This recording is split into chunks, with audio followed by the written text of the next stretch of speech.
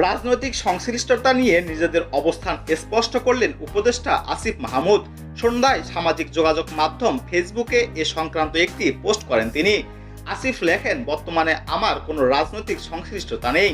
বিশ্ববিদ্যালয় জীবনে প্রথম যে রাজনৈতিক উদ্যোগের সাথে যুক্ত ছিলাম, পরে দলীয় লেজুর ভিত্তিক সহ আরও কিছু কারণে ঢাকা বিশ্ববিদ্যালয় শাখার সভাপতি থাকা অবস্থায় কমিটির সকল সদস্য এবং গত বছরের মাঝামাঝি সময়ে পদত্যাগ করি।